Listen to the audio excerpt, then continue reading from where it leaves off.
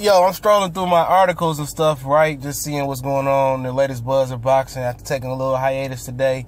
And I see Oscar De La Hoya says it's going to be a third fight between Canelo Alvarez and Triple G.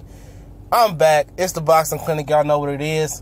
Live from the cold car. One more car about to shoot a move, but can't believe it. It just makes you think that this thing was orchestrated from the beginning, man. He already talking about a third fight, and the rematch hasn't even happened. And I'm going to link the article in the description, and it tells you in the Boxing News 24 where the source they got it from. I think it was the desertsun.com. It's in the article, so you can go straight there and know that it's trill for real.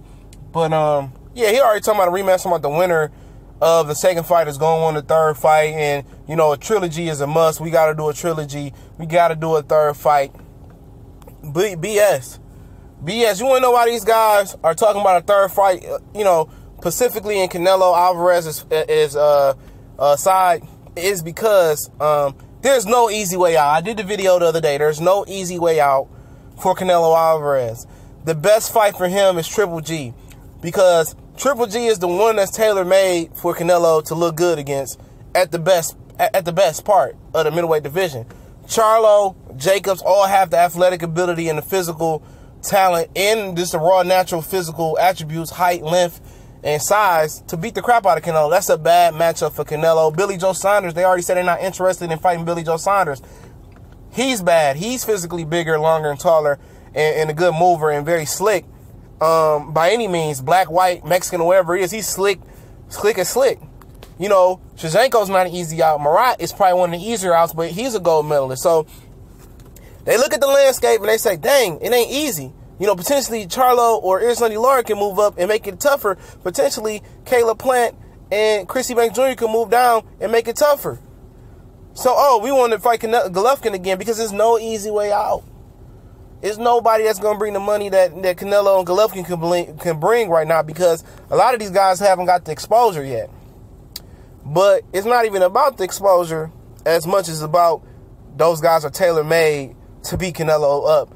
They have the foot movement of Lara, but also the offensive ability to get off and send him in butt. And that's why Oscar's already talking about a third fight, and that's sad.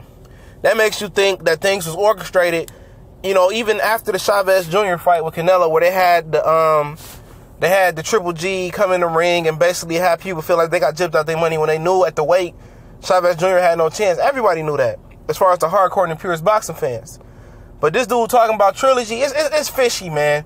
Golden Boy is fishy, man. And I done heard stories about Golden Boy and setting up fights and rigging fights before. And it's just he say conversations I had with people that's deep in the boxing game, that's deep in those trenches. But now you're thinking about the Matisse thing that happened with Kyron. You talking about the Chavez Jr. thing with Canelo, where then they had Triple G come to the ring like it was already premeditated, that Chavez Jr. didn't have a chance.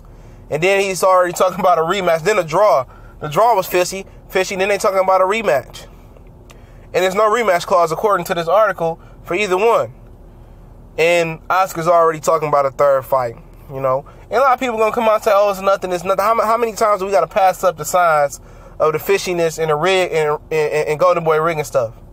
You know, at the end of the day, it's sort of like Conor McGregor, I said earlier, when Paulie said, whatever door Conor McGregor goes to is a butt whooping. So why not go for the highest potential butt whooping?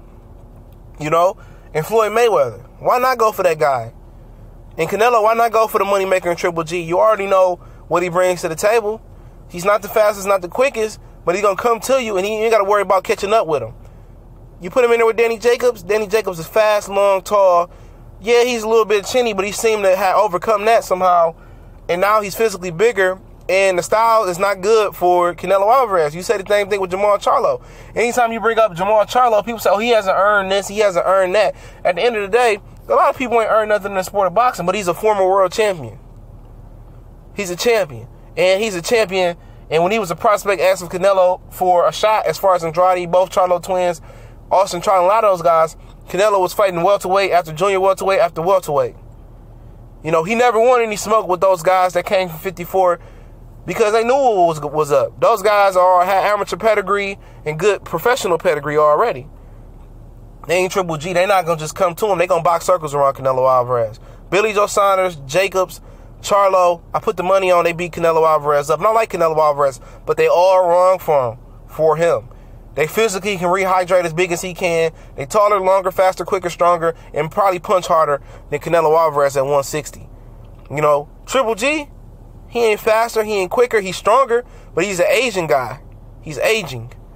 And he ain't got nowhere else to go but down. And for them to be talking about a trilogy already and putting off another mandatory for Triple G, the WBC needs to strip Triple G. Because he didn't sanction the fight. Canelo didn't fight for the WBC the last time. He not fighting for the WBC this time. That's 2 fights that the WBC technically wasn't on the line. A lot of people don't know that. And it's time for him to be stripped. He not going for Undisputed no more. He don't need the WBC. They just want to be all in the camera like Puff Daddy in 96. But it is what it is. Sound fishy to me. We out.